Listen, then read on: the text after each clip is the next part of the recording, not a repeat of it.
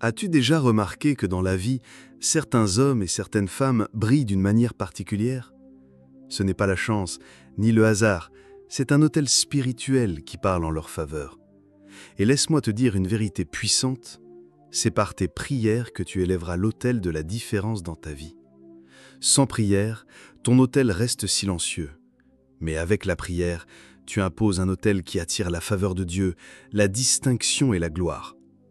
Dans cette vidéo, je vais te révéler pourquoi ta prière est l'arme la plus redoutable pour construire l'autel qui marquera ta destinée.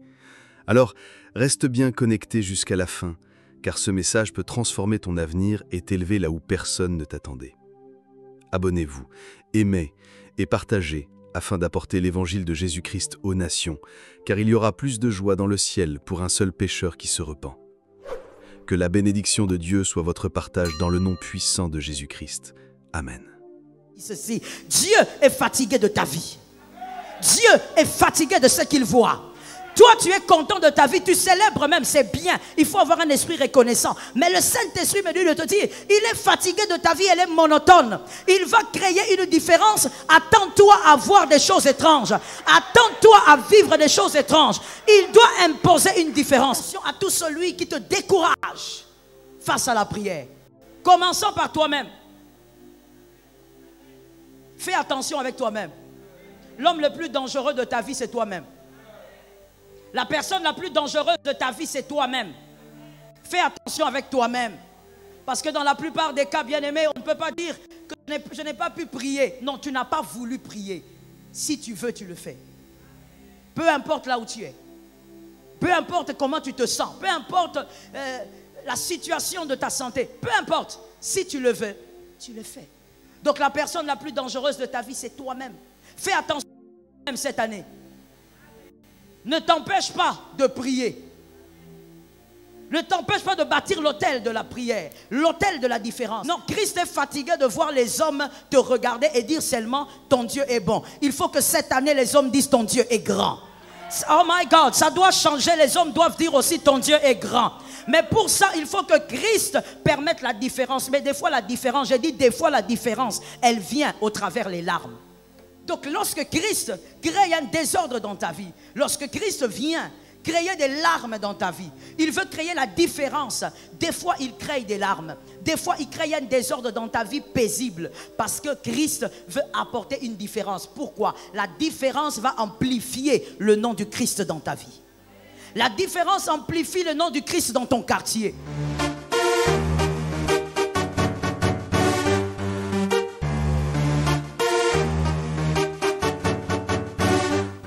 Cette année, les choses doivent être différentes. Cette année, les choses ne doivent pas être comme les années passées. Pour bâtir l'autel de la différence, on peut bâtir cet autel aussi par la prière. La différence, bien-aimé, est le résultat d'une grande persévérance. Celui qui veut vivre la différence cette année doit être persévérant. C'est le premier critère. Tu dois être persévérant. Persévérant dans ce que tu fais, persévérant dans le travail, mais persévérant aussi dans la prière. Malachie 3, 18, ainsi il est écrit. Malachie 3, 18. Et vous verrez de nouveau la différence entre les justes et les méchants, entre celui qui me sert et celui qui ne sert pas.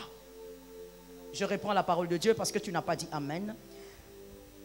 Malachie 3, 18. Et vous verrez de nouveau la différence entre le juste et les méchants, entre celui qui sert Dieu et celui qui ne le sert pas. Merci. La parole de Dieu dit, vous verrez de nouveau la différence. Il y a un mot qui m'intéresse là-bas, c'est nouveau. Vous verrez de nouveau. C'est-à-dire que pour une fois encore, il y aura une différence. L'Éternel est le Dieu de la différence, il aime la différence. L'Éternel n'aime pas faire les mêmes choses. Dieu n'est pas un Dieu monotone, même s'il est le même. Lorsqu'on dit que Jésus-Christ est le même, ça ne veut pas dire qu'il est monotone. Il est le même sans être monotone. Jésus aime la différence. Et il crée la différence dans les vies. Et il dit ce matin, voici, encore une fois, vous verrez la différence. Il va créer la différence. Dieu est redoutable. Même certaines larmes différentes viendront pour certains cris de joie différents. Dieu des fois t'introduit dans des larmes bizarres parce qu'il veut introduire des cris de joie différents. Donc des fois même quand vous vous dites mais qu'est-ce qui m'arrive, pourquoi cette fois-ci au lieu que je célèbre autrement parce que je croyais que Dieu allait me visiter. Oui, Dieu visite aussi par les larmes. Les larmes sont aussi les portes d'entrée de la visitation du Seigneur. Dieu peut permettre que tu aies des larmes bizarres cette année. Je dis à quelqu'un bizarre. Mais ces larmes bizarres, c'est pour des célébrations aussi différentes. Ça tombe sur toi, c'est gratuit. Donc l'Éternel peut prévoir ça. Il ne faut pas croire que quand on dit reçois la visitation de Dieu, elle va toujours venir par des portes de glorification. Non, la visitation de Dieu peut aussi venir par des portes de larmes. Mais c'est pour que les cris de joie ne se ressemblent pas. Lorsqu'on enfante Ismaël, on ne crie pas comme lorsqu'on enfante Isaac. Quand on enfante Isaac, c'est le fils de la promesse. On crie autrement, on célèbre autrement. Parce que Isaac a une descendance glorieuse. J'ai pitié de toi parce que je suis en train de parler de toi. Je dis la descendance glorieuse va arriver, mais avant qu'elle n'arrive, il faut 25 ans de stérilité. Quand les 20 stérilités arrivent, tout le monde dit Dieu t'a abandonné. Non, Dieu ne t'a pas abandonné, il t'a donné des larmes différentes. Ces larmes différentes vont attirer des cris de joie différents. Dieu aussi ça. Dans Job 2:6, Job 2:6, Dieu entre dans l'ordre de Job pour créer un désordre. Des fois, Dieu va entrer dans vos vies que vous considérez être ordonnées, vos vies confortables, pour créer son désordre à lui. Dieu entre dans la vie de Job. Job était dans le confort grave. Job se sentait bien. Job était à l'aise dans ce qu'il était. Mais dans son ordre, Dieu entre, il crée son désordre. Et le désordre de Dieu te permet de crier et de célébrer autrement. Là maintenant, Job était content de ce qu'il avait, mais Dieu était fatigué de la vie de Job. Il arrive, bien aimé, que Dieu soit fatigué de ta vie, elle est monotone. Ça tombe sur moi-même. Il arrive dans la vie, il arrive même dans certaines saisons. Dieu regarde ta vie. Toi, tu es content comme Job. Tu dis, Jésus m'a béni, je suis bien, je suis dans le confort, je suis dans la paix. Mais quand Jésus regarde ta vie, il est fatigué de ta vie. Des fois, quand l'homme est content de sa vie, Jésus est fatigué de sa vie. Quand Jésus est fatigué de ta vie, il va la changer, il va créer un désordre pour amener un cri de joie différent. Je dis à quelqu'un, le cri de joie sera différent. Le cri de joie sera très différent. Parce que Jésus veut imposer son ordre à lui. Quand l'homme dit je suis en paix, l'Éternel dit c'est bien. Mais lorsque tu es dans le confort comme Job, Dieu, le nom de Dieu n'est plus célébré et élevé comme il doit l'être. Pourquoi? Parce que dans le confort de l'homme, le nom de Dieu reste un peu statique. Et Dieu vient créer un désordre pour que sa renommée croisse. Lorsque Dieu crée un désordre dans ta vie, il attire des larmes différentes. C'est pour que la renommée de Jésus croisse. C'est d'abord pour lui et ensuite pour toi. Lorsque Jésus entre en Jérusalem, c'est d'abord la gloire à Jésus et puis on va voir l'annon. Donc lorsque Christ crée un désordre dans ta vie, lorsque Christ vient créer des larmes dans ta vie, il veut créer la différence. Des fois il crée des larmes, des fois il crée un désordre dans ta vie paisible parce que Christ veut apporter une différence. Pourquoi? La différence va amplifier le nom du Christ dans ta vie. La différence amplifie le nom du Christ dans ton quartier. Non, Christ est fatigué de voir les hommes te regarder et dire seulement ton Dieu est bon. Il faut que cette année les hommes disent ton Dieu est grand. Oh my God, ça doit changer. Les hommes doivent dire aussi ton Dieu est grand. Mais pour ça, il faut que Christ permette la différence. Mais des fois la différence, j'ai dit des fois la différence, elle vient au travers les larmes. Et cette année, l'Éternel va créer certaines différences comme ça. Avant de venir bâtir quelque chose de grand, il va d'abord détruire ce qu'il y a. Et quand il sera en train de démolir, toi tu vas pleurer. Il démolit, toi tu cries. Il démolit, tu dis où est Dieu? Il est là, c'est lui le démolisseur. Parce que quand il va rebâtir, les hommes ne vont pas voir une maison. Les hommes vont voir maintenant des choses en étage. Ils vont voir des buildings. Il ne s'agit pas de maisons cette année, mais il s'agit de buildings. Je ne parle pas des bâtiments. Je parle de la vie des hommes qui seront construites comme des buildings parce que l'Éternel aura détruit d'abord la maison que tu es aujourd'hui. Je prophétisais sur quelqu'un, la maison que tu es aujourd'hui sera détruite parce que Dieu va construire un building sur toi. Dieu va le faire. Que quelqu'un dise à son âme, Dieu va le faire. Refuse la crédulité de ton frère. Parle à ton âme, dis Dieu va le faire. Je n'ai pas entendu, dis Dieu va le faire. Dieu n'est pas un homme. Dieu crée la différence, il aime la différence. Voilà pourquoi il a créé l'homme et la femme différents. Dieu n'aime pas les choses qui se ressemblent. Non, non, Dieu crée la différence.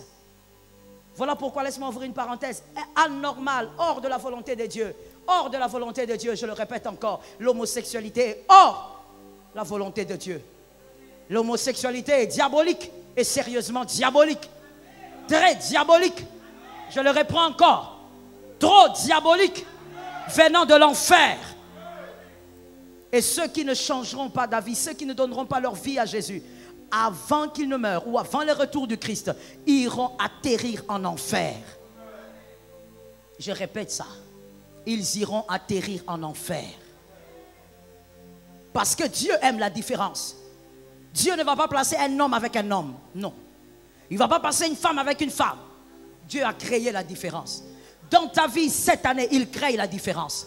D'ailleurs, s'il parle maintenant, c'est parce qu'il est en train de créer une différence. Toute différence commence d'abord par la tête. Ça doit commencer dans ta tête et ensuite ça va se matérialiser. Voilà pourquoi Dieu te parle avant qu'il agisse avec toi. Dieu n'agit pas avec l'homme sans parler avec lui, parce que dans la tête, ça doit d'abord changer. Ce qui n'a pas changé dans la tête ne pourra pas changer dans les actions. Dieu te parle parce qu'il est en train de créer la différence. Mais la différence ne viendra pas seulement de la manière dont toi tu l'attends. Voici ce que le Saint-Esprit me dit de te dire. La différence ne viendra pas seulement dans les acclamations. La différence peut venir d'abord par des cris, des pleurs, des tourments. Mais là-dedans, il y a une différence que Dieu est en train de créer. Dis à ton voisin, laisse à Dieu le temps. Tu n'es pas capable de prêcher ton frère. Dis à ton frère, laisse à Dieu le temps. Dieu prend son temps. Lorsque tu t'agites, tu te dis, mais où est la différence? Où est ce que Dieu m'avait promis? Dieu vient en plusieurs formes. Il ne faut jamais l'oublier. Dieu vient en plusieurs formes. Dieu ne vient pas, il n'a pas qu'une seule forme, il n'a pas qu'une seule image. Il vient en plusieurs formes. Que l'Éternel nous fasse grâce. Dieu va agir avec toi cette année. Il dit dans Malachie, vous verrez de nouveau la différence, parce qu'il est un Dieu de différence. Mais il dit entre les justes et les méchants, c'est-à-dire entre ceux qui ont suivi Jésus, entre ceux qui ont décidé de vivre pour Jésus et ceux qui ont choisi de vivre pour le monde. Je dis à quelqu'un, j'espère que tu vis pour Jésus. Te convertir, c'est bien, mais après la conversion, tu dois vivre pour Jésus. Il ne faut pas t'arrêter à dire, je donnais ma vie à Jésus. Vis pour Jésus. Et il dit, entre ceux qui me servent et ceux qui ne me servent pas, c'est-à-dire ceux qui demeurent dans ma volonté et ceux qui ne demeurent pas. Il ne s'agit pas que du service dans une église locale. Non, il s'agit plutôt, c'est plus profond que ça. Il s'agit de faire la volonté de Dieu. Celui qui fait la volonté de Dieu est dans le service de Dieu. Et donc quand tu es dans la volonté de Dieu, c'est automatique. Tu ne peux pas être dans la volonté de Dieu sans servir Dieu dans une église locale.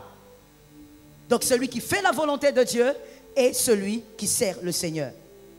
Fais la volonté de Dieu. Sers le Seigneur, c'est-à-dire fais la volonté de Dieu. Avec toi cette année, Christ va agir dans la différence. Il va opérer dans la différence, mais il va le faire avec toi. Il ne le fera pas sans toi. Et comme il doit le faire avec toi, tu dois apprendre à bâtir l'autel de la différence. Que quelqu'un dise à son âme, je bâtirai cette année. J'ai besoin des bâtisseurs, que les bâtisseurs me répondent, qu'ils disent, je bâtirai cette année. Christ va agir, mais il ne va pas agir seul, il va agir avec toi. Et pour qu'il agisse avec toi, il ne viendra plus en chair. Le Saint-Esprit est au milieu de nous. Il va agir avec toi dans la prière. C'est dans la prière que tu vas bâtir l'autel de la différence. Dans la prière, tu vas imposer, j'aime le mot imposer, tu vas imposer l'autel de la différence. Même les hommes qui ne sont pas d'accord avec ton Dieu vont voir ton Dieu agir pas loin au milieu d'eux. Car David a dit, il dresse une table devant moi, en face de mes adversaires. Ça sera en face de cela que l'Éternel va créer une différence. Ça tombe sur toi, j'ai pitié de l'autre. Je dis, Dieu va créer une différence en face de tes adversaires. Ça ne sera pas loin, ils doivent être là. Ils doivent constater que Dieu, ton Dieu, est le Dieu de la différence. J'entends l'Esprit me dire, répète une chose, je répète ce qu'il veut que je répète. Dieu est fatigué de ta vie. Dieu est fatigué de ce qu'il voit. Toi, tu es content de ta vie, tu célèbres même, c'est bien. Il faut avoir un esprit reconnaissant. Mais le Saint-Esprit me dit de te dire, il est fatigué de ta vie, elle est monotone. Il va créer une différence. Attends-toi à voir des choses étranges. Attends-toi à vivre des choses étranges. Il doit imposer une différence. Le nom de Jésus doit circuler dans ta famille. Ça tombe sur moi. Le nom de Jésus doit se faire entendre dans ta famille. Je répète ça pour les hommes intelligents. On doit entendre parler de Jésus dans ta famille. On doit entendre parler de lui autrement. Cette année, année de conversion pour ta famille, on doit entendre parler du Christ. Mais on entendra parler de lui lorsqu'il créera la différence dans ta vie. Les hommes diront, dans sa vie, il n'est pas que le Dieu de délivrance, il est le Dieu de la restauration. Il va, oh God, il va restaurer, il va toucher aux anciennes ruines. Là où on n'espère plus rien, Dieu va créer de l'espérance. Ça tombe sur toi. Là où l'homme ne voit plus rien, Dieu va créer des choses glorieuses. Dieu est fatigué de ta vie. Ça doit changer. C'est toi qui penses que tu as une belle vie. Dieu me dit de te dire, il est fatigué de ta vie. Et comme il est fatigué de ta vie, il va imposer une différence. Ça viendra comme ça viendra. Que quelqu'un dise que ça vienne comme ça viendra. Tu n'as pas entendu. Que quelqu'un dise que ça vienne comme ça viendra. Oui, peu importe la forme. Ce qui compte, c'est que l'Éternel est là. J'aime David, un grand prophète. Il a dit, l'Éternel est mon berger, je ne manquerai de rien. Même dans l'ombre de la vallée de la mort, il est avec moi. Donc en fait, le problème n'est pas être dans la vallée. Même dans la vallée, même au sommet, ce qui compte, c'est que le grand berger soit là. Le grand berger sera avec toi. Pendant ces instants-là, le grand berger te soutiendra. Même si les hommes te lâchent, lui sera là. Je parle à quelqu'un, tu verras ça cette année. Ne me cherche pas pour la prière, j'ai déjà prophétisé. Je dis, même quand les hommes t'abandonneront, même quand les gens très proches te lâcheront, même les membres de la famille, l'Éternel sera avec toi. C'est lui le Dieu qui crée la différence. Et laisse-moi te dire une chose, pour les hommes illuminés, les hommes grands, les grands esprits, l'Éternel ne crée pas la différence au milieu des hommes. L'Éternel les isole pour créer la différence. Donc ça ne doit pas être une surprise pour toi de voir que les hommes te lâchent. Même ceux de ta famille. Ça ne doit pas être une surprise. Lorsque Jésus est allé faire 40 jours et 40 nuits dans le désert, il n'était pas avec ses frères. Il n'était pas avec sa mère. Il était seul. Quand l'Éternel veut amener une grande différence dans la vie d'un homme, Dieu isole cet homme. Être seul sera une bénédiction pour toi. Que l'Éternel te bénisse. Assieds-toi sur l'onction. Écoute, tu dois donc bâtir avec le Seigneur une différence dans la prière. Dans la prière, tu vas bâtir l'autel de la différence cette année même. Voilà pourquoi attention à tout celui qui t'éloigne de la prière. Attention à tout celui qui te décourage face à la prière. Commençons par toi-même. Fais attention avec toi-même. L'homme le plus dangereux de ta vie, c'est toi-même. La personne la plus dangereuse de ta vie, c'est toi-même. Fais attention avec toi-même. Parce que dans la plupart des cas, bien-aimés, on ne peut pas dire que je n'ai pas pu prier. Non, tu n'as pas voulu prier. Si tu veux, tu le fais. Peu importe là où tu es. Peu importe comment tu te sens. Peu importe la situation de ta santé. Peu importe. Si tu le veux, tu le fais. Donc la personne la plus dangereuse de ta vie, c'est toi-même. Fais attention à toi-même cette année. Ne t'empêche pas de prier. Ne t'empêche pas de bâtir l'autel de la prière. L'autel de la différence. La prière est une puissance, mon frère. Je te l'ai dit le jeudi, pas le jeudi, c'était le dimanche passé. Je te l'ai dit. La prière est le moyen idéal que Dieu a choisi pour rester en connexion avec l'homme. Pour rester en communion avec l'homme. Tu ne changeras pas ça. Il n'y aura pas autre chose. Ne dis pas à Dieu, Seigneur, moi je n'y arrive pas, donne-moi autre chose. Il n'y a pas de plan B. Il n'y a que la prière. Pour rester en communion permanente avec le Saint-Esprit. Pour recevoir le réma de ta vie, c'est la prière. Pour recevoir les secrets de Dieu par rapport à ta vie, c'est la prière. Que l'Éternel t'aide à prier. Attention avec celui, comme je disais, en dehors de toi maintenant, qui te combat. Qui t'empêche de prier? Moi, ça m'étonne bien aimé. Il y a des gens, quand ce sont des moments de prière, même quand tu es chez toi à la maison, et puis ton ami débarque, et puis très à l'aise, là, tu te lèves, tu coupes ta prière, tu vas causer avec ton ami. Non, j'ai un visiteur. Bien aimé, tu avais un visiteur plus grand que celui qui est dehors. Tu es en train de parler avec un visiteur plus puissant que celui qui est dehors. Un manque de respect pour la prière. Celui qui tue tes moments de prière est en train de tuer tes instants. Il est en train de tuer les minutes de ta vie. À partir d'aujourd'hui, frère, Change ta manière de voir la prière, ou alors le 31 décembre, tu seras au même endroit, tu seras à la même place, sur la même chaise, dans la même situation. Le 31 décembre de cette année, tu risques d'être là où tu es, sans rien changer. Parce que tu ne réalises pas que nous ne sommes pas païens, frères. Nous ne sommes pas dans l'occultisme. Nous avons Jésus. Et Jésus, pour vivre avec lui de manière glorieuse, il faut prier. Tu dois être un homme de prière en cette année. Tu dois être une femme de prière en cette année. Le dimanche passé, il faut arrêter des blagues que tu fais. Tu dois être un homme de prière. Tu ne dois pas être quelqu'un qui prie 3 minutes et tu as mal au dos, tu as mal à la tête. Frère, la vie d'un enfant de Dieu, c'est la prière. Aucun homme puissant ne peut vaincre sur cette terre en étant enfant de Dieu sans la prière. Daniel était au milieu des occultistes. C'était un grand politicien, un fin politicien, très intelligent. Mais il a été là pourquoi? Parce que c'était un homme de prière. La Bible dit, plusieurs fois on a essayé de le piéger. Pourquoi? Parce qu'il priait. Il avait des heures de prière. David n'a rien changé. C'est comme ça qu'au milieu des sorciers, il a été fort. Toi, tu veux être politicien dans ce pays et tu n'aimes pas prier. Et pourtant, tu n'es pas dans les loges. Qu'est-ce que tu espères? La différence ne va pas se créer de cette manière.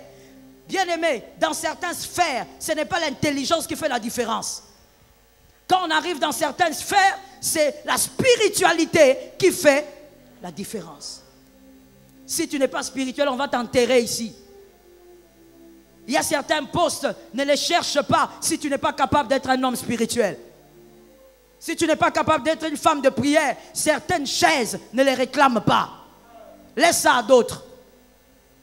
Il faut être un homme de prière. Il faut être un homme spirituel. Il faut être un homme qui voit. Il faut être un homme qui sait, comme Moïse, que Pharaon est le crocodile du Nil. Et donc aller dans le Nil pour accomplir le premier miracle, pour transformer l'eau en sang. Parce que Pharaon est le crocodile. Tu dois savoir que Pharaon est le crocodile. Toi, tu ne sais pas que Pharaon est le crocodile. Tu veux devenir ministre en Égypte.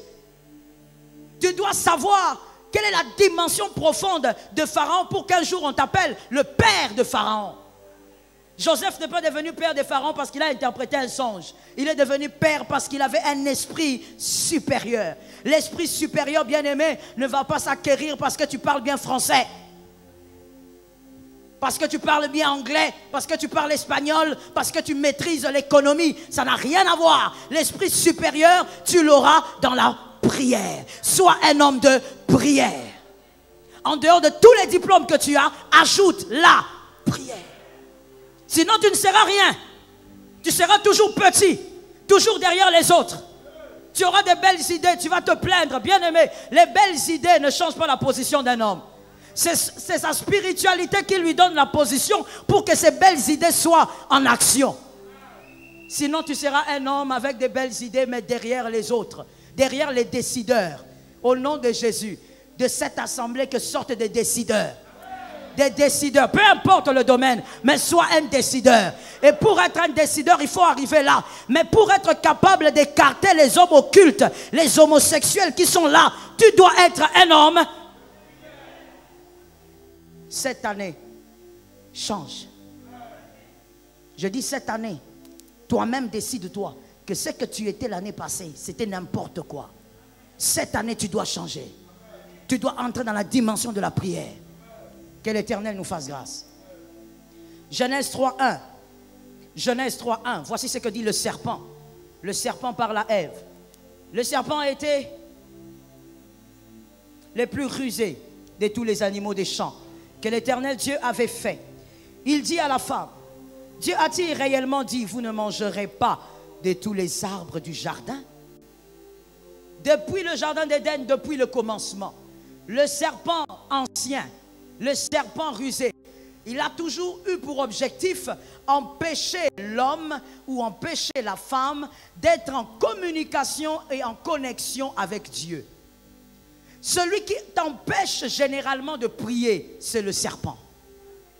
Celui qui te donne des fois des fatigues anormales, c'est le serpent. Celui des fois qui te donne des occupations à l'heure de la prière, c'est le serpent. Des fois, le serpent vient introduire une sémence de destruction.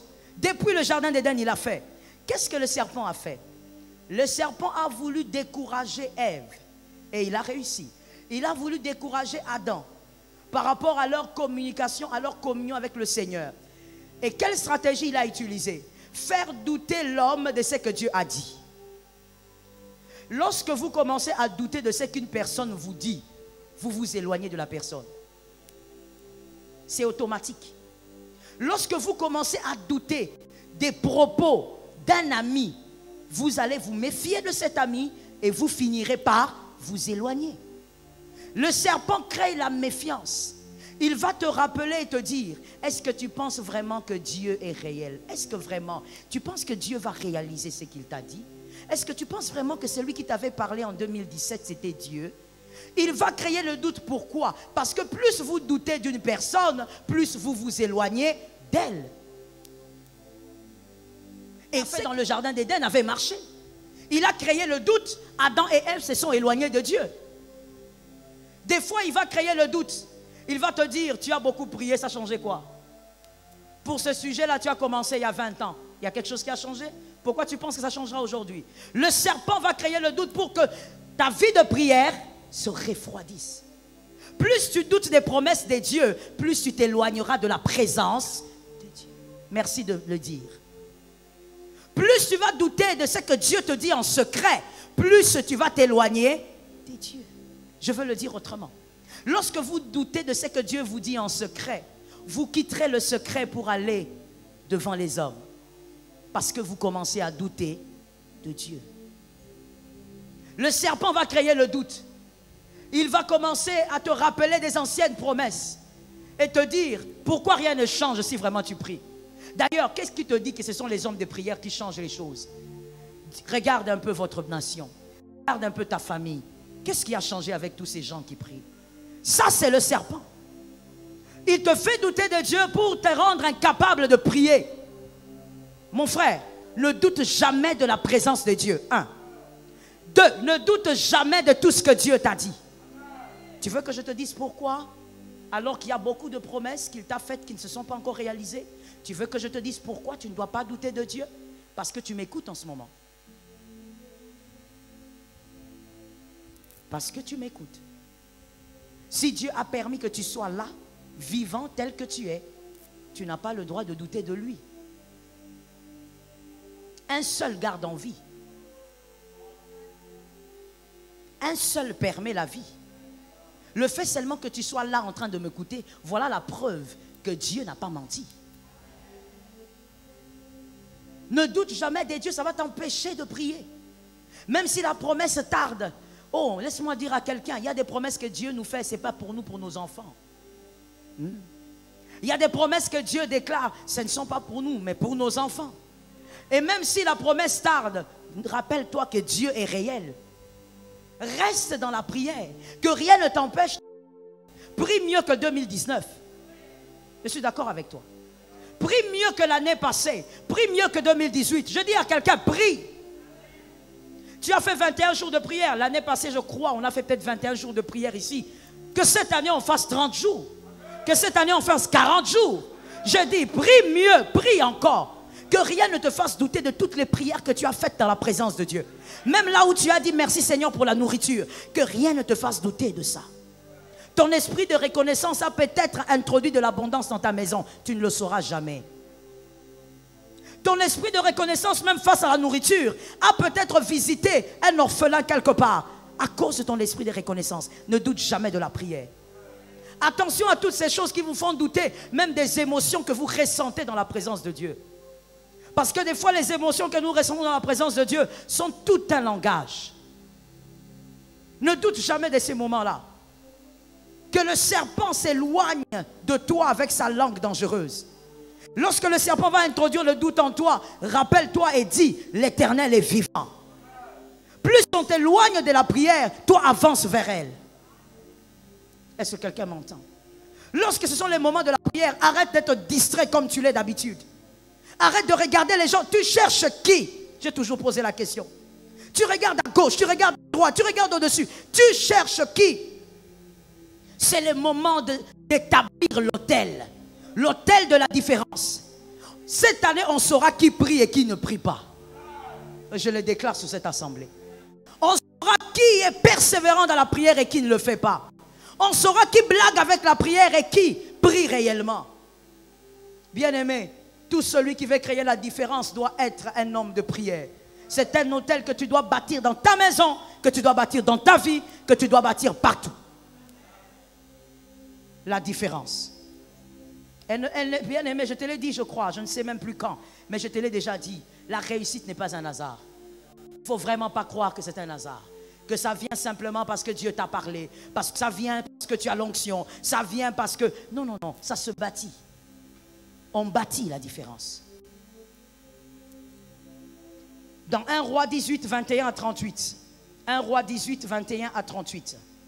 Que Dieu soit béni pour la grâce. Qui a dit Amen? Oh là là. 1 Roi 18, 21 à 38. 1 Roi 18, 21 à 38. Là, c'est l'histoire d'Élie. Élie veut aussi créer la différence. Il veut créer la différence. Il veut que le peuple sache qu'il a un Dieu. Cette année, il faudrait vraiment que plusieurs sachent que tu as un Dieu.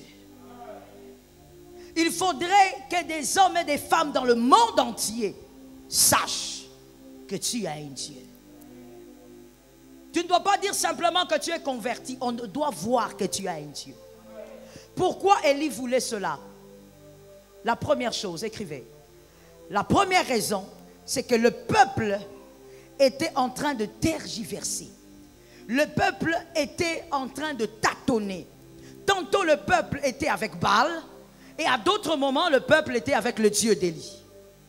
Il y a des moments où le peuple disait le Dieu d'Élie est notre Dieu quand il voyait certaines choses. Et à d'autres moments il disait Baal agit.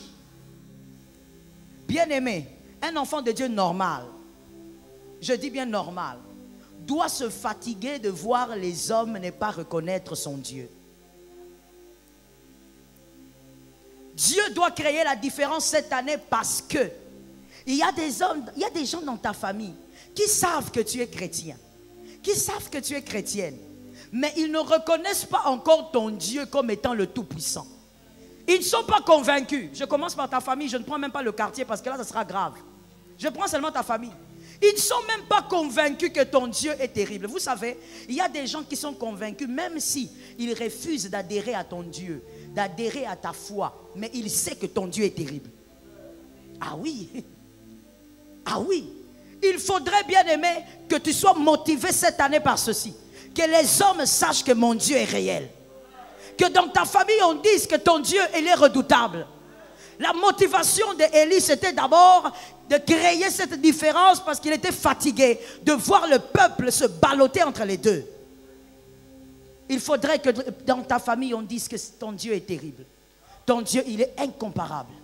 Il faudrait que Dieu fera avec toi, que ça puisse convaincre ceux qui sont avec toi. Baal voudrait aussi dire, parce que Baal a plusieurs définitions, selon les Grecs, selon l'hébreu. Mais Baal voudrait aussi dire un Dieu supérieur. Et donc, Élie devait démontrer aux hommes qui étaient avec lui que c'était son Dieu qui était supérieur. Je dis à quelqu'un, cette année, tu dois absolument sortir de cette médiocrité-là parce qu'il faut que les gens reconnaissent que c'est ton Dieu qui est supérieur. Même si, bien aimé, tu ne seras pas dans cette fameuse réunion-là, là où on va convoquer certains, mais que ton nom sorte de cette réunion, parce que ton Dieu à toi, il est supérieur. Et pour ça, tu dois prier, mon frère, tu dois être un homme de prière, crée la différence, que la révolte qu'il y avait en Élie entre en toi maintenant. Je dis maintenant, je n'ai pas demain, que ça entre en toi maintenant. Je répète encore que ça entre en toi maintenant. Non, je ne dis pas que tu me regardes, je dis que ça entre en toi maintenant. Que ça entre dans ton âme maintenant. Une révolte sainte. Fatigué de voir des gens dire prie pour nous alors qu'ils ne sont même pas convaincus que ton Dieu est redoutable. Ils doivent être convaincus. Ils doivent être, en regardant ton commerce, ils doivent dire ici il y a une main. Ah, ça tombe sur quelqu'un. En regardant tes affaires, ils doivent reconnaître que là il y a une main.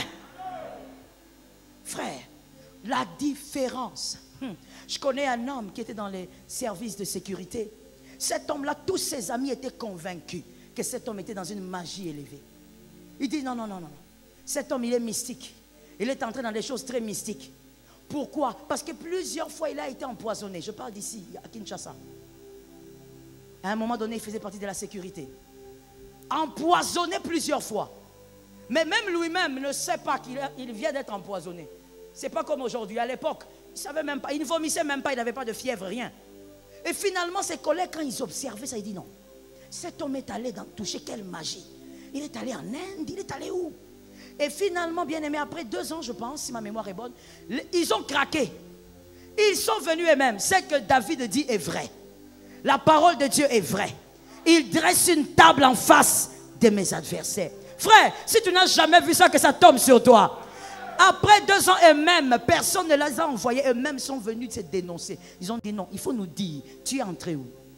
Il dit de quoi vous parlez? Il dit non, dis-nous, tu as touché quoi? Parce que regarde, tu vois moi là, pas quelqu'un d'autre, c'est moi. Moi, je t'ai fait ça. J'ai mis ça, moi-même. Je n'ai pas envoyé quelqu'un. C'est moi qui ai fait ça. Mais comment on ne t'a même pas vu tomber malade? Mon Dieu, il y a un Dieu supérieur à Baal. Il y a un Dieu qui est au-dessus de tout ce qui existe. Crée la différence dans la prière. Je dis, crée la différence dans la prière. Et très souvent, il riait en disant, ah, vous savez, je reconnais quand même qu'il y a quelqu'un qui a eu à prier pour moi. Il a reconnu qu'il a eu une mère qui était en train de carburer pour lui. Mon frère, jusqu'aujourd'hui d'ailleurs, malgré que ce jour-là, il avait avoué qu'il ne connaissait rien. Jusqu'aujourd'hui, ses collègues, certains sont toujours dans la sécurité, d'autres pas, sont convaincus que cet homme-là a de la magie. Parce que quand ça devient incompréhensible, l'homme dit non, c'est pas normal. Vous allez venir, vous dites, ils font des plans, il dit aujourd'hui on va aller le tuer à telle heure. La jalousie peut amener loin. Hein? Ah, je dis à quelqu'un, sort de la jalousie au nom de Jésus. Je dis à quelqu'un, sois guéri de la jalousie au nom de Jésus. La jalousie peut amener loin. Quand je parle comme ça, il faut dire amen, frère. Parce que j'ai vu des gens croire qu'ils n'étaient pas mauvais, mais le Seigneur n'a même pas béni. Le Seigneur a envoyé seulement aller étudier à Los Angeles. Mais quand je vois des fois des postes, je dis c'est incroyable. C'est-à-dire, tu as l'impression que c'est un autre garçon. On dirait qu'on a changé sa tête. Il y a des gens qui sont très faibles face à certaines visitations. Alors, bien aimé, peut-être que tu ne connais pas l'état véritable de ton cœur. Que Dieu te délivre de la jalousie. Que Dieu te libère de la jalousie. Bien aimé, ils sont de lui. Il avait un grand poste. Il était aimé par son chef. Ils sont allés, ils ont dit, on va aujourd'hui aller le tuer cette nuit. Ils se sont arrangés. Et ils savaient qu'il dormait à tel endroit, à telle adresse. Bien aimé, ils sont venus. Ils ont cherché dans toute la maison. Ils ont dit, on n'a rien vu. Et ils sont sortis. Et c'est quand ils confessaient qu'ils ont dit à cet homme, on était venu. Et ce monsieur dit, vous êtes venu à quelle adresse? Ils ont donné l'adresse. Mais c'était la bonne adresse. Et puis il dit, mais c'était quel jour? C'était tel jour, à telle heure. Il dit, mais moi, je suis toujours chez moi à cette heure-là. Il dit, mais écoute, on n'a pas seulement, on ne t'a pas que, oh my God. On n'a pas que raté de te voir, toi. Même dans la maison, il y avait personne. Et pourtant, laisse-moi te dire, mon frère, ma soeur, ce jour-là, dans cette maison-là, même moi, j'étais là. Mais ils disent qu'ils n'ont vu. Tu as déjà vu la mystique? C'est pourquoi des fois quand les gens disent fétiche, sorcellerie, je ris. C'est rien ça. C'est rien du tout. Dieu est redoutable. Il peut faire des choses très mystérieuses. Mais pourquoi tu ne les vois pas? Tu es un homme qui vient à l'église, tu sors, tu pars, tu fais, tu touches, mais tu ne pries pas. Tu n'as pas une vie de prière accélérée. Tu n'as pas une vie constante de prière. Tu ne verras pas certaines choses, certaines gloires. C'est comme ça que quand certaines personnes vont parler, tu vas dire, est-ce que ça vraiment? Parce que pour toi, Dieu, il est seulement celui qui donne le pain. Non, Dieu, il est redoutable. C'est le Dieu de Daniel. Celui qui confond les sages, qui confond les sorciers, qui confond les occultistes. C'est le Dieu de Joseph. Celui qui rend aveugles les occultistes et fait voir les enfants de Dieu. Frère, sois un homme de prière. Sors ce niveau de prière là où quand tu sors, oui, maintenant, Jésus a dit, sors ce niveau-là. Il y a des niveaux de prière où tu pries, mon frère. Tu pries tellement. Les hommes viennent, ils te cherchent. Tu n'es pas là. Alors que tu es là. Non, je ne parle pas de voyage astral. Ça, c'est trop petit, ça. Moi, je te parle des vraies prières. Sois un homme de prière. Les hommes vont se réunir avec des dossiers, des preuves pour te clouer, pour te couler. Mais le Dieu que tu pries va confondre cette table-là. Sois un homme de prière. Place l'autel de la différence. Au nom de Jésus, que l'Éternel aide une âme ce matin. Que Dieu te permette de placer l'autel de la différence. Élie était fatigué de voir ce peuple en train de tergiverser. Il a dit, vous devez choisir un Dieu. Dans ton quartier, ils doivent choisir un Dieu. Est-ce que dans ton quartier même, c'est pourquoi je dis je ne parle pas du quartier, laisse-moi parler de ta famille. Parce que si j'entends dans les quartiers, est-ce que dans ton quartier même les sorciers ont peur de toi? Ou dans ton quartier les sorciers montent, sortent comme ils veulent, ils touchent même à ton voisin le plus proche. Est-ce que les sorciers ont peur de toi? Est-ce que le sorcier craigne venir toucher à ton voisin parce qu'il est trop proche de toi? Est-ce que dans les quartiers les sorciers ont peur? La différence doit se voir. Dieu a dit la différence entre le juste et le méchant. C'est pas toi qui dois... Oh mon Dieu, au nom de Jésus, laisse-moi équilibrer les choses. Par l'autorité de Jésus, que cette pensée bizarre te sorte un peu ce matin. Quelle est cette pensée? Non, il ne peut pas venir chez moi, son état d'âme n'est pas bon. Hé! Toi, ton état d'âme est lequel? Je m'adresse à toi, je ne m'adresse pas à ton voisin. Toi, ton état d'âme est lequel? Oh, tu ne connais pas ton état d'âme? Oh my God, on va commencer la délivrance ici. Je pose la question, ton état d'âme est lequel? Pas de réponse. Tu es enfant de Dieu? Maintenant, là maintenant tu dis oui. Je dis tu es enfant de Dieu? Oui ou non? Pourquoi tu doutes? Pourquoi tu hésites? Tu es enfant de Dieu? Mais si tu es enfant de Dieu, pourquoi tu as peur d'un sorcier? Pourquoi tu dis que tu ne peux pas donner ton verre d'eau? Non, la tante là, je ne peux pas lui donner mon verre d'eau. Je ne peux pas lui donner mon pagne. Elle est sorcière. Finalement, je ne comprends pas. Vraiment, il faut qu'on comprenne certaines choses. À la croix, qui a été dépouillé et qui a été désarmé? Il faut qu'on sache. Il faut qu'on sache finalement. Si ces choses sont des aventures, laissons ça. Mais on doit savoir. Qui a été dépouillé à la croix? Qui a été désarmé? C'est Jésus ou ce sont les dominations? Je ne t'entends pas. Tu vois pourquoi tu n'as même pas la force de parler? Parce que même dans ton âme, tu sais que tu as la peur du sorcier. Ce sont les dominations qui ont été dépouillées. Jésus de Nazareth n'a pas été dépouillé par les dominations. Lui, il a dit tout est accompli. L'état d'âme de quelqu'un ne te concerne pas. Si son état d'âme n'est pas bon, le tien il est bon. Que ce qui est bien soit, oh my God, puisse absorber ce qui est mauvais. Ce n'est pas un problème. Si son état d'âme n'est pas bon, qu'il vienne là et qu'il sache que ton Dieu n'est pas Baal, il est Dieu. Qu'il craigne ton Dieu une fois pour toutes. Moi, j'aime bien les choses comme ça. Et souvent, quand les gens viennent me voir avec des cas comme ça, évidemment, je tiens compte aussi de la force spirituelle. Voilà pourquoi je te parle de la prière. Je tiens compte de la force spirituelle de la personne qui me parle. Quand je sens que spirituellement, tu es faible, tu ne pries pas, je ne peux pas permettre qu'un sorcier reste chez toi. Il va te bouffer. Parce que tu es faible. Mais quand tu es quelqu'un de prière, oh, moi, j'aime les occasions pareilles. Je dis, ah bon, il est venu. Et il dit quoi? Non, il dit là qu'il est venu, il est en mission. Je dis, mais gloire à Dieu. Maintenant, on saura.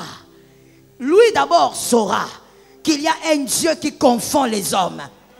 Et bien aimé, je suis tellement dans l'allégresse quand on me dit, non, le sorcier là a commencé à confesser et puis il veut rentrer. Je dis, il veut rentrer, dis-tu de ne pas rentrer. On va lui arranger encore les lits. Qu'il reste là. On va le chauffer jusqu'à ce qu'il saura qu'il y a un Dieu qui est au-dessus de la sorcellerie. Frère, voilà pourquoi cette année tu dois prier. Tu vois même comment tu as peur de dire Amen. Parce que tu es sûr que ton état d'âme là ne peut pas affronter le sorcier du quartier. Je dis à quelqu'un, tu dois prier, you have to pray. Tu dois commencer à prier. Carbure dans la prière. La nuit prie, le jour prie. Prie à chaque instant et carbure. Cette année, je veux le témoignage des sorciers de ton quartier. C'est ça que je vais demander. Cette année, je veux le témoignage des sorciers de ton quartier.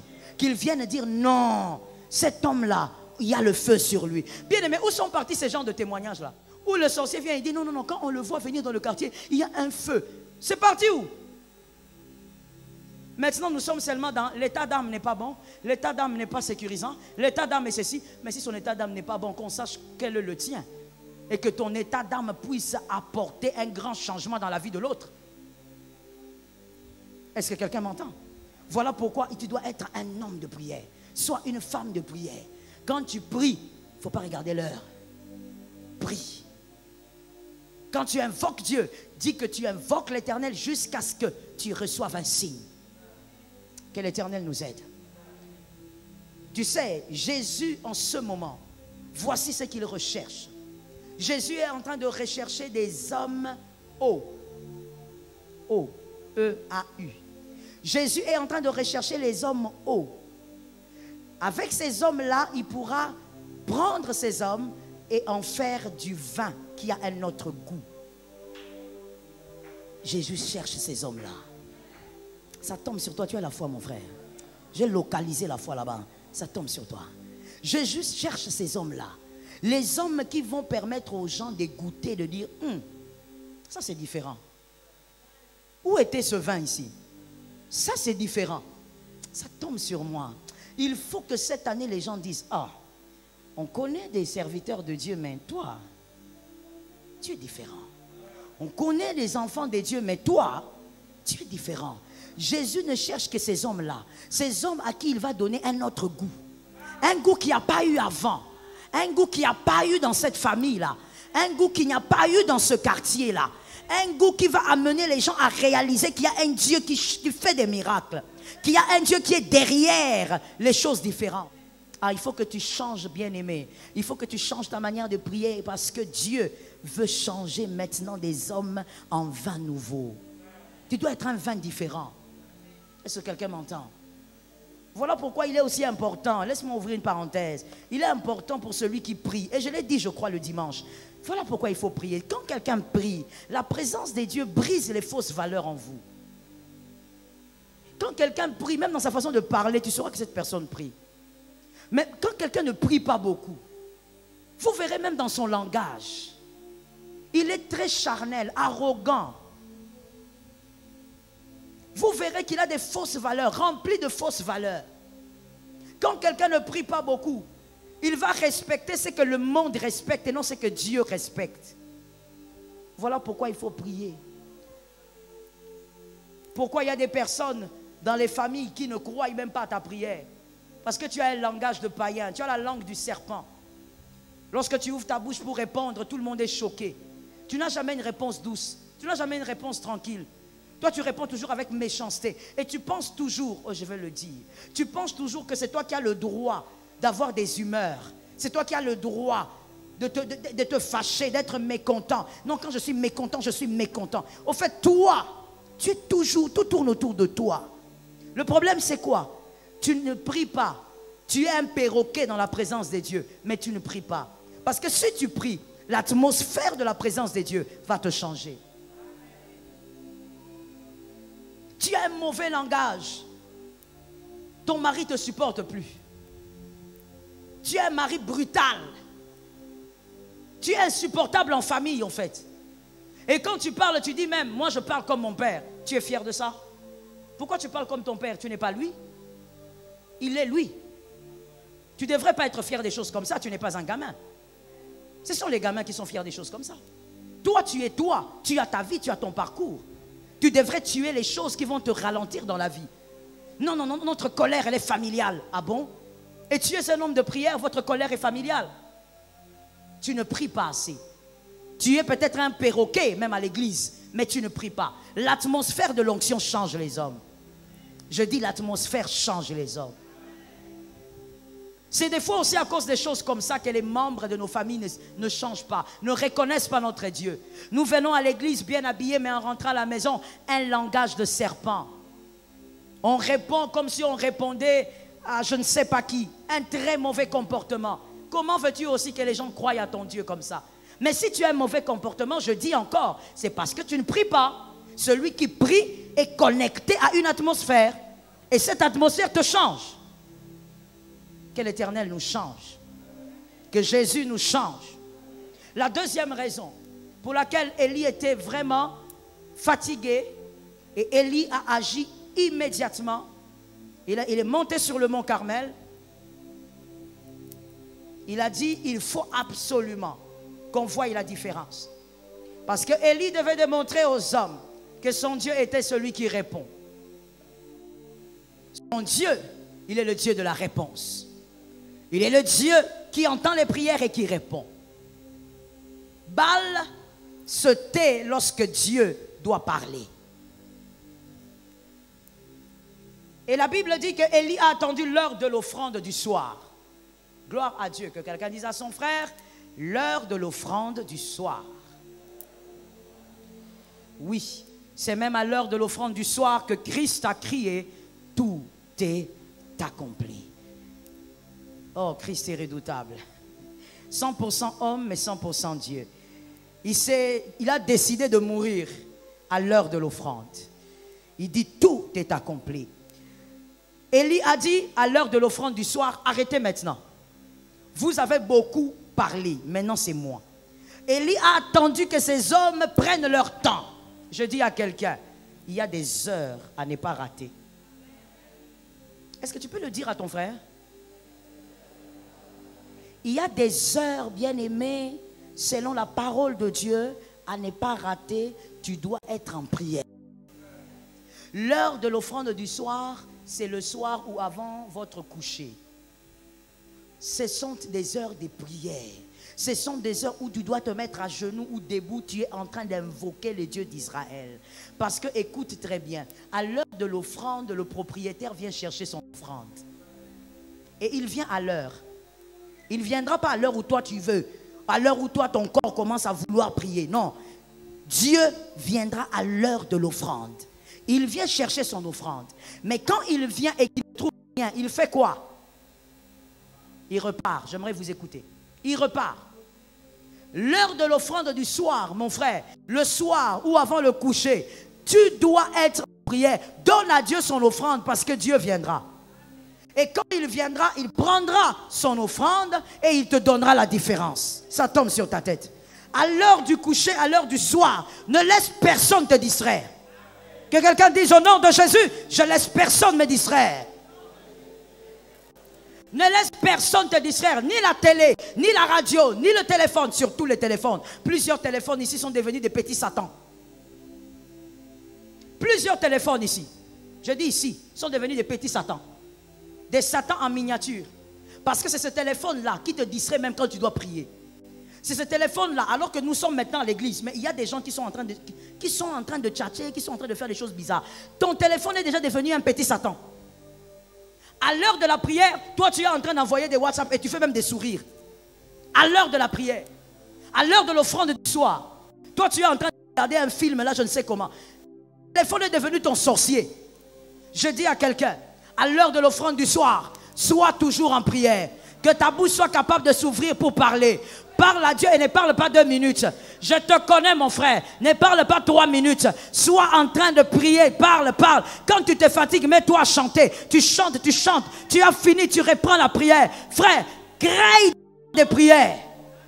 À l'heure du soir, à l'heure du coucher, ne laisse jamais personne te voler cet instant. C'est l'heure où le propriétaire viendra chercher son offrande. Si tu ne lui donnes pas son offrande, il ne te donne aucune différence. C'est là où les gens disent, ah, il y a beaucoup d'églises au Congo, mais on ne voit pas de changement. De quel type d'église vous parlez? Et de quel type de chrétiens vous parlez? Les chrétiens qui ne viennent que les dimanches et qui prient pendant 3 minutes, et quand il a prié 3 minutes à l'église, il commence à se fatiguer. De quel chrétien vous parlez? Non, au Congo, il y a beaucoup d'églises. Vous parlez de quoi? Ce n'est pas parce que quelqu'un va à l'église que c'est un prieur, que c'est un chrétien. Non. Nos chrétiens ici qui se fatiguent même dans un séminaire de 3 jours. Il n'y a pas de véritable prière. Alain, tu me suis? On a posé oh là là.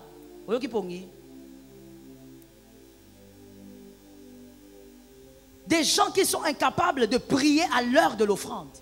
À l'heure de l'offrande, à l'heure du soir, à l'heure du coucher. Incapable. Il a regardé la télé pendant des heures. Maintenant, il se sent fatigué. Quand il veut dormir, là, c'est là qu'il dit, oh, maintenant, je suis fatigué. Donc, en fait, pour toi, tu regardes la télé pour que ça te donne le sommeil et pour que tu ailles dormir.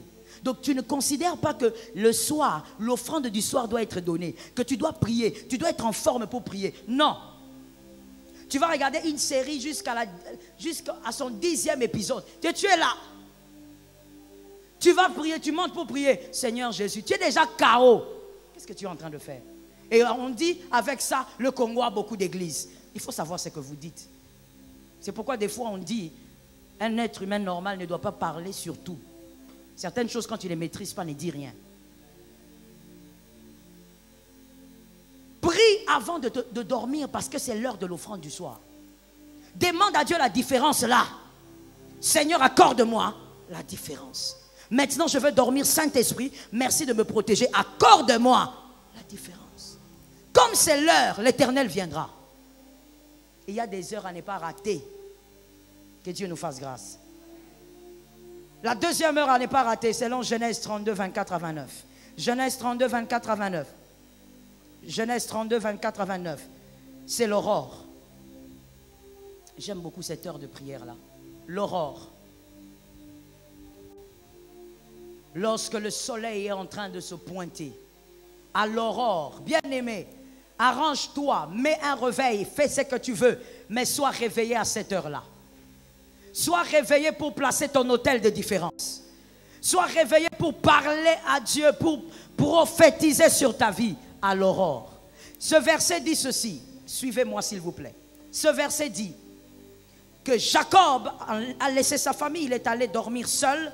Et à un moment donné, au milieu de la nuit, un être est venu. Et cet être a commencé à se battre avec Jacob. Ils se sont battus toute la nuit. Je ne sais vraiment pas pourquoi cet être est resté là toute la nuit. Mais il y a un enseignement derrière, je ne parlerai pas de ça, sinon je vais gaspiller mon temps. Il s'est battu toute la nuit. Et à un moment donné, la Bible dit à l'aurore. L'ange de l'Éternel a dit non, non, non, non. Il a d'abord cogné Jacob. Il a brisé Jacob. Et puis il a dit, je dois partir.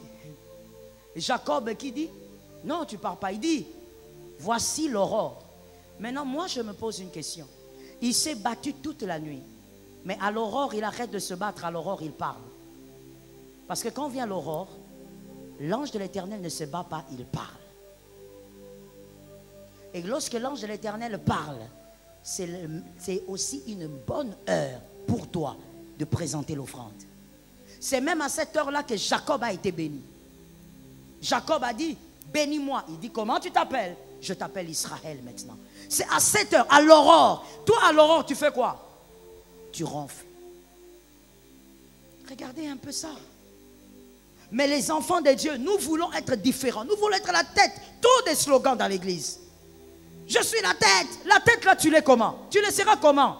Parce que la tête là, c'est créé. À l'aurore, pendant que les gens se lèvent, prophétisent sur leur journée, prophétisent, place l'autel de la différence. Toi, tu ronfles, tu ronfles. Les réveils te réveillent à 8 h du matin. Tu te réveilles en sursaut. Tu te laves et tu prends le taxi. Tu vas chercher, je ne sais pas, du boulot. Tu n'as rien fait. Tu n'as pas présenté l'autel. Le preneur de l'offrande est venu, il n'y avait rien. Tu n'as reçu aucune différence. Mon frère, avant le coucher et à l'aurore, ne sois jamais en sommeil. Avant le coucher et à l'aurore, ne sois jamais. D'ailleurs, moi, à l'aurore, j'ouvre la fenêtre. Et je commence à prophétiser sur le vent. À l'aurore, tu ne peux pas être un enfant de Dieu, tu es en train de dormir. C'est l'heure où l'ange de l'Éternel maintenant demande, qui est ton nom? Quel est ton nom? Comment tu t'appelles? C'est l'heure où l'ange de l'Éternel dit, tu veux que je fasse quoi? Et toi, tu dors. Tu as des enfants. Oh, let me say it. Tu as des enfants, mais tu dors à l'aurore. Tu as des enfants et à l'aurore tu dors. Et tu espères donner un avenir à ces enfants-là. L'avenir des enfants s'est bâti d'abord dans le monde des esprits. Je bénis les hommes qui ont entendu ça. L'avenir des enfants se bâtit d'abord dans le monde des esprits. Bien-aimé, laisse-moi te parler de quelque chose de très simple. Il faut que je ferme ça, sinon je ne finirai pas. Laisse-moi te donner un exemple très simple. Lorsque tu donnes un conseil à ton fils, tu sais mon fils, tu dois être comme ça, tu dois faire ceci, tu dois faire cela, dans la vie ne fais jamais ci. Il va t'écouter, il va dire amen. Mais je te pose une question, peut-être que ce sont les parents qui vont mieux répondre, je ne sais pas. Est-ce que tu penses que c'est à cause de tes conseils qu'il ne va pas aller faire des conneries? Que c'est parce que tu lui as dit ne touche pas à la drogue qu'il ne va pas toucher à la drogue? Tu crois que c'est parce que tu as conseillé tellement ta fille toute la nuit qu'elle ne va pas aller se faire engrosser? La réussite des enfants se prépare dans les mondes des esprits. Il faut que tu sois un homme de l'esprit. une femme de l'esprit. Tu dois être une personne qui est debout à l'heure de l'offrande quand les gens dorment. Parce que Élie, quand il a vu que c'était l'heure de l'offrande, il a dit stop, arrêtez maintenant, c'est fini. Maintenant moi je commence. Sans négociation, parce qu'à l'heure de l'offrande, le propriétaire vient chercher l'offrande. Et comme il viendra chercher l'offrande, il va m'exaucer. Tu as compris maintenant? À l'heure de l'offrande, il viendra prendre l'offrande. Et quand il viendra, il va m'exaucer. Il va m'accorder la différence. À l'aurore, un enfant de Dieu ne dort pas. À l'aurore, un enfant de Dieu prophétise. Un enfant de Dieu crée la différence. Il déclare que ma vie à moi ne doit pas être une vie de médiocrité. Je ne dois pas avoir une vie selon les marabouts de ma famille. Je dois avoir une vie selon Dieu. C'est celui-là qui s'élève à l'aurore, qui ouvre la fenêtre et qui dit, je prophétise sur les 4 vents que mes enfants vont prospérer, que mes enfants seront protégés. Bien-aimé, un enfant de Dieu est celui qui connaît les heures de l'offrande. Ceux qui ont eu mystère ou en athée, ils ont déjà, non, vie chrétienne, ils ont façon. Tu dois connaître les mystères de l'aurore, le mystère du coucher, le mystère du soir. Sois un homme de prière. Toi, tu te réveilles quand tes enfants se réveillent. Tu te laves juste après eux. Tu manges à table avec eux. Vous finissez, ils vont à l'école, toi tu vas au travail. Vous rentrez le soir, vous mangez ensemble, vous êtes tous les deux fatigués. Vous dormez ensemble, vous ronflez. Il faut le dire bien. Il s'agit de toi-même, il faut dire que tu ronfles avec eux. Oui, mais tu vois que je parle à qui? Je parle à toi. Je ne parle pas à celui qui est à côté de toi. Vous ronflez ensemble. Et vous vous réveillez encore. Bien aimé, si j'étais ton enfant, j'allais être en insécurité. Quel genre de papa qui se réveille avec moi, qui dort avec moi? Et ce papa-là me garantit que j'aurai un avenir. Quel avenir? Quand moi je dors, toi tu dors. Tu sais aussi pourquoi Jésus est redoutable? Il ne sommeille pas. Il ne dort pas. Quand le diable est distrait, Jésus est éveillé. Il y a toujours la différence entre un père et un fils. Un géniteur doit être différent. Il faut qu'on garantisse l'avenir spirituel. Tu dois garantir leur avenir. L'avenir ne se garantit pas avec les Nido et les Nestlé. L'avenir se garantit d'abord dans le monde des esprits. Que ton fils soit spirituellement puissant alors qu'il est petit. Ça t'est déjà arrivé? Qu'on te dise à l'école que ton fils, il y a des enfants là qui craignent ton fils, pas parce qu'il tape les gens, mais parce qu'on a vu une chose. Je t'ai déjà dit ici, j'ai déjà fait la délivrance d'un garçon. Un garçon qui, à l'époque, avait peut-être 6-7 ans, qui avait une femme de nuit terrible. C'est parmi bien-aimés, si un jour Dieu me permet d'écrire un livre sur la délivrance, je crois que je prendrai cet exemple forcément, ça ne manquera pas. Évidemment, je ne citerai pas les noms. Mais je mettrai ça. Ça fait partie des délivrances qui m'ont moi-même traumatisé. Je dis traumatisé, pas d'abord édifié. Un garçon de 6-7 ans, attaché à une femme de nuit, qui vient la nuit, qui quitte le songe. Elle vient en chair. Une dame qui vient, qui apparaît. Et ce garçon qui a 7-8 ans, la nuit, il a un corps d'un homme de 30 ans. La nuit, physiquement, pas dans un rêve. Mais ce garçon était dans une petite maison mignonne, bien. Son papa a de l'argent. Un bosseur comme tu n'as pas idée, son père. Sa maman, une femme modèle avec son travail aussi. Un petit nid très doux et calme. Où on ne peut pas imaginer que des choses horribles se passent la nuit. Leur fils unique. Aujourd'hui, je ne sais pas s'ils en ont fait un autre. Mais la femme avait des problèmes de conception. À l'époque, il était seul. Je crois que je t'en ai déjà parlé. Et j'en parle très souvent. La nuit, le garçon, il grandit. Et la femme vient physiquement. Et il a des relations intimes avec cette femme pendant des mois. Comme nous, les parents, généralement, nous pensons toujours que les plus parfaits des enfants, ce sont nos enfants. Que le mal se trouve toujours ailleurs, jamais chez nous. Alors les parents n'ont rien vu.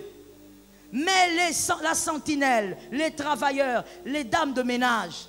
Une fois la dame a dit non, j'ai remarqué que ce garçon, il n'est pas comme ça.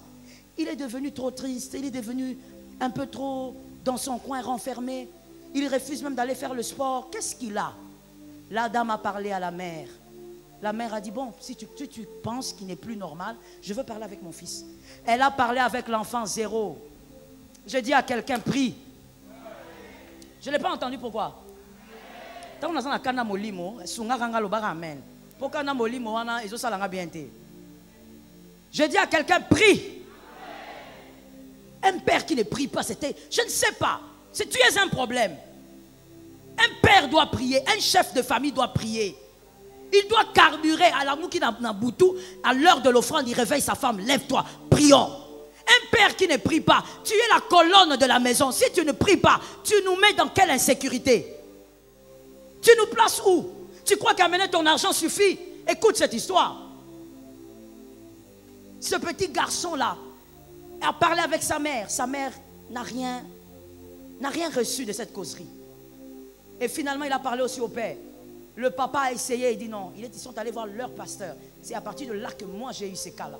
Leur pasteur a parlé, il a dit non, je connais quelqu'un qui va m'aider avec ça.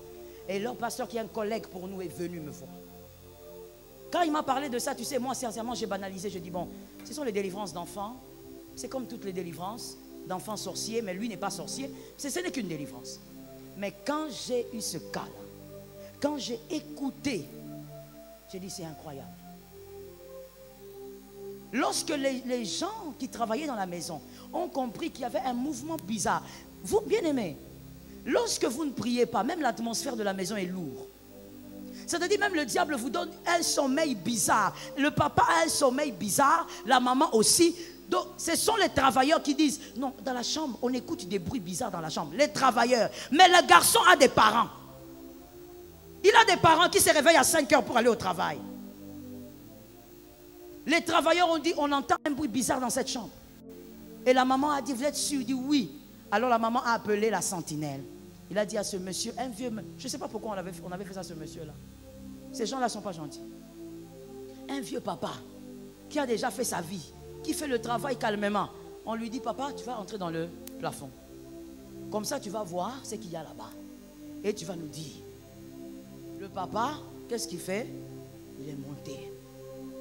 Il a dit, comme ça, quand je vais écouter le fameux bruit, je vais ouvrir et je veux voir. Frère, pas le songe, la réalité comme tu me vois. Le papa est monté à certaines heures, parce que dans cette maison, personne n'est pris. Tout le monde dort comme ça, sans tenir compte de l'heure de l'offrande. Le papa a écouté des bruits. Ah, voilà, les bruits ont commencé. Le papa là ouvre. Quand il a regardé, lui-même qui était au-dessus. Réponds, non? Il est tombé. Je vous assure, cette famille-là a amené le papa là à l'hôpital. Ils ont dépensé pour ce papa-là. Le papa est tombé. Émotion. Quand il est tombé, ça fait un autre bruit. Les gens qui étaient dehors ont voulu forcer la porte. Ils ont appelé le papa. Maintenant, c'est là qu'il se réveille. Le chef de famille se réveille. Et ils essayent de casser. Il a cassé la porte. Il a trouvé le papa. Le petit garçon sur son lit, en train de regarder à gauche, à droite. On a pris le papa là, on l'a amené à l'hôpital. Le temps que le papa revienne à lui-même, on lui a mis de l'eau, de la glace. Ne joue pas avec les démons. Barocha au glace. Toi, tu joues avec le démon, hein? Barocha au glace. Et quand le papa se réveille, maintenant, on dit, papa, vous avez vu quoi? Non. Donnez-moi seulement mon argent que je parte. Papa, on a besoin de ce que vous avez vu parce que ça va nous aider. Non. Donnez-moi seulement mon... Et finalement, quand le monsieur se calme, il dit, voici ce que j'ai vu. J'ai vu votre fils, mais il n'était pas comme il est là. Il était grand, comme un garçon de 30 ans, avec un corps grand. Et j'ai vu une femme qui était des peaux très claires, une femme aussi grande. Tous les deux étaient sans vêtements. Et ils faisaient ce que vous comprenez. Hein? Le papa a dit, qu'est-ce que tu racontes là? Tu es devenu fou. Il dit, mais si je vous dis, c'est ce que j'ai vu.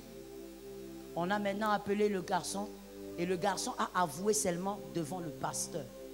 Son pasteur. Donc le pasteur de ses parents. Il a avoué, dit oui, cette femme-là vient depuis quelques mois. Comment elle est venue? Le garçon qui dit, il ne sait pas. Mais en tout cas, la première fois qu'elle était venue, elle avait une queue. Comme une sirène. Je te dis que quand je commençais à faire cette délivrance-là, heureusement que moi, j'ai l'habitude d'entrer en jeûne avant. Je te dis les types d'oppression.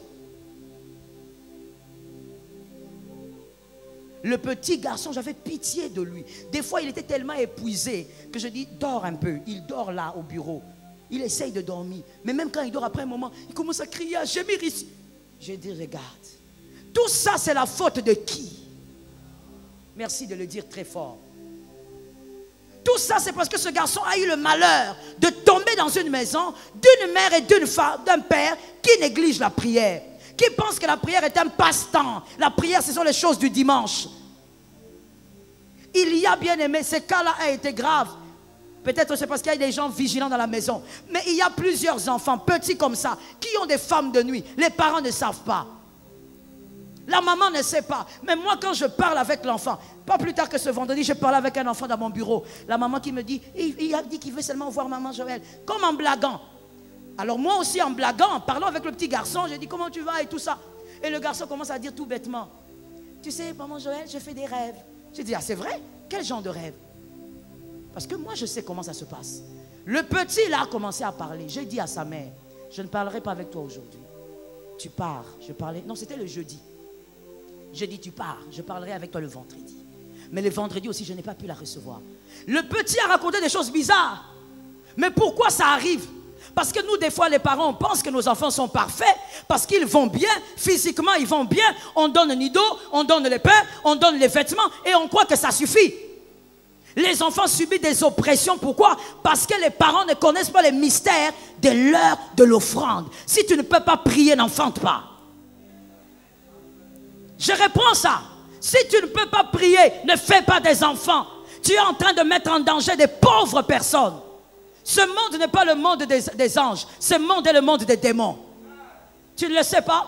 Ce monde n'est pas le monde de Gabriel. Ce n'est pas le monde de l'ange Michel. Ce monde est le monde des démons. Si tu ne peux pas spirituellement protéger les enfants dans la prière, n'enfante pas. L'offrande du soir doit être respectée. L'offrande de l'aurore doit être respectée. À partir d'aujourd'hui, prie à ces 2 heures-là. Carbure sérieusement. Prophétise. Et l'Éternel sera avec toi. Qu'Adonai bénisse sa parole et qu'Adonai te bénisse abondamment. Que ceux qui sont déjà debout continuent à célébrer le Seigneur en entendant ceux qui se lèvent. Continue à acclamer le Seigneur. Ne t'arrête pas de le faire. Que le Seigneur te rende capable. Le vouloir et le faire viennent de Dieu. Le vouloir et le faire viennent de Dieu. Que l'Éternel te rende capable. Oh Saint-Esprit, ta grâce. S'il vous plaît, pouvons-nous lever nos mains? Levons nos mains, s'il vous plaît. Nous allons simplement demander au Seigneur de nous aider. Prier par la chair, c'est impossible. C'est le Saint-Esprit qui nous rend capables. Les mains levées, je prophétise et toi tu dis simplement que l'Éternel m'aide à y arriver. L'onction de la prière. La prière du soir. La prière de l'aurore. Une vie en prière. Une vie en communion avec le Seigneur. Une vie d'obéissance. Une âme en prière. Un esprit en prière. Commence à parler au Seigneur. Demande au Seigneur de t'aider. Que tu sois capable d'être un homme, une femme de prière. Que le Seigneur t'aide. La chair est faible, dit la parole de Dieu. Mais par l'Esprit de Dieu, que tu sois capable de prier. Saint-Esprit, aide mon frère. Le Dieu de grâce, aide ma soeur. Je te recommande celui-ci. Je te prie, Seigneur éternel, de nous venir en aide. Nous avons tous besoin de toi. Nous avons besoin d'un esprit de prière.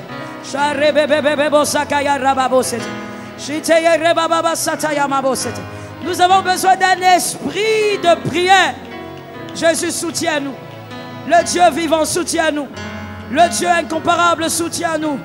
Sans toi, nous n'allons pas y arriver. Sans toi, impossible d'y arriver. Nous avons besoin de la grâce, la grâce, la grâce, la grâce. La grâce, Rebabo Sakaya, la grâce. Saint-Esprit, la main qui nous rend capables. Seigneur, dans mes moments de faiblesse, j'ai besoin de toi. Aide-moi à prier. Dans mes moments d'incapacité, aide-moi à prier. Dans mes moments, Seigneur, où j'ai besoin d'autre chose, de faire autre chose, alors que toi tu m'attends à la brèche. Aide-moi à prier.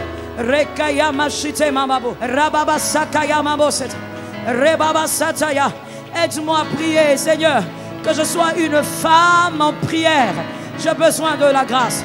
Saint-Esprit, que ma maison soit remplie d'une atmosphère de puissance et de prière. Shokoya rebosetema, rabasakayama, rababosete, robosete. Qu'aucun joug ne résiste dans ma maison à cause de l'atmosphère de prière. Qu'aucun joug ne résiste. Saint-Esprit, rebasakaya babosete. Oh, je t'appelle Seigneur. Qui d'autre, Seigneur, peut me soutenir? Qui d'autre peut m'aider? Qui d'autre peut me rendre capable? Qui d'autre? J'ai besoin de toi. J'ai besoin d'être une femme qui prie comme tu le veux, qui prie au moment où tu le désires. Rebosekaya masata. Sheteya rebosata. Yike masata ya. J'ai besoin de la grâce de Dieu. J'ai besoin de la grâce de Dieu. J'appelle donc à la grâce de Dieu. Le Dieu vivant. Tu es celui qui soutient. Tu es celui qui n'abandonne pas.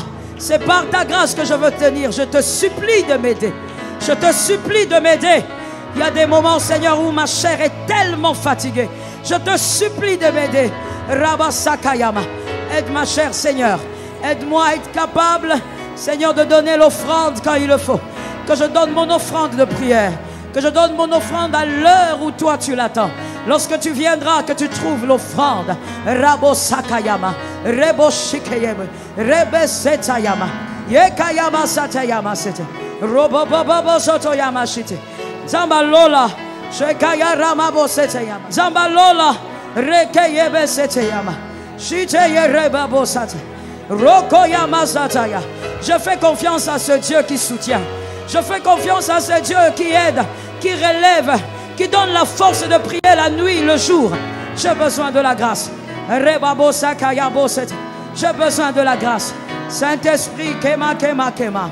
J'ai besoin de la grâce. Le Dieu vivant. Shitemana rababo setem.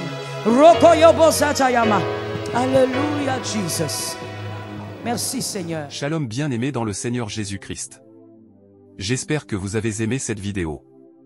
Abonnez-vous et partagez pour porter l'évangile de Jésus-Christ aux nations, car il y aura plus de joie dans le ciel pour un seul pécheur qui se repent. Merci de faire partie de notre famille Wonderful Jésus-Christ.